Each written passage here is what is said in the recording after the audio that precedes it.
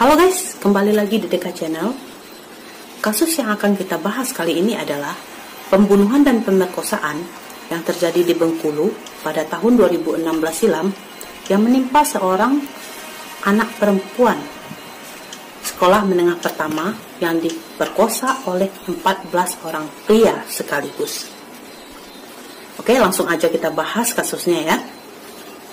Jadi, pada tanggal 2 April 2016, sebuah peristiwa naas menimpa seorang anak perempuan berumur 14 tahun yang bernama Yuyun, siswi SMP di Bengkulu.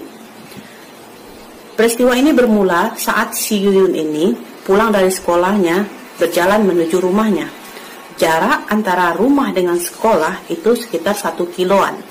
Jadi rumah si Yuyun ini berada di ujung desa. Jalan yang ditempuhnya ini melalui perkebunan karet. Saat berjalan di perkebunan karet inilah si Yuyun disekap dan dibawa ke dalam semak-semak oleh 14 orang pria yang kemudian menganiaya, membunuh dan memperkosanya. Menurut keterangan para pelaku, sebelum melakukan kejahatannya, mereka minum minuman keras tua di rumah salah seorang pelaku sampai mereka itu mabuk dan teler. Setelah mabuk dan teler itu, mereka pergi nongkrong di pinggir jalan dekat perkebunan karet itu. Saat Yuyun ini lewat, langsung disekap sama mereka dan dibawa ke semak-semak dan diperkosa bersama-sama di sana. Diketahui juga, para pelaku ini selain suka mabuk-mabukan minum-minuman tua, mereka juga suka menonton video porno. Setelah Yuyun ini hilang, gak pulang-pulang, orang tua dan warga berusaha mencari Yuyun ini. Dan anehnya, para pelaku ini pura-pura ikut serta mencari Yuyun demi mengelabui polisi. Tapi setelah 2 hari kemudian, mayat Yuyun ini ditemukan oleh warga dalam kondisi yang sangat mengenaskan, dengan tulang pinggang patah dan luka di sekujur tubuhnya dan juga di kemaluannya penuh dengan luka. Hasil otopsi dari jenazah Yuyun mengatakan kalau Yuyun mendapatkan tindakan kekerasan dan pemerkosaan. Dan sangat tragisnya sekali ya, Yuyun tetap diperkosa saat dia sudah meninggal dunia. Sadis banget kan? Terus si Yuyun ini juga dianiaya, dipukulin, diikat sama pelaku itu. Para pelaku ini memperkosa Yuyun ini tidak hanya sekali, bahkan berulang-ulang kali, walaupun Yuyun ini diketahui sudah tidak bernyawa. Polisi bergerak cepat, segera menangkapi para pelaku. Dan sangat mirisnya kita, 7 dari 14 pelaku ini anak-anak di bawah umur. Tidak memakan waktu lama, pengadilan Bengkulu menjatuhkan hukuman kepada para pelaku.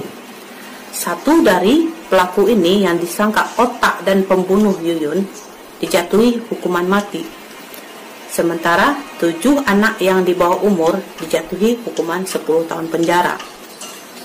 Dan lainnya dijatuhi hukuman 20 tahun penjara karena mereka udah termasuk dewasa.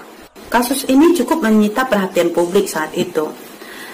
Jadi trending di Twitter dengan hashtag nyala untuk Yuyun, dan juga menyita perhatian Presiden Jokowi waktu itu. Sampai Presiden bikin kicauan keprihatinannya terhadap kasus Yuyun ini dan berharap semua pelaku segera tertangkap.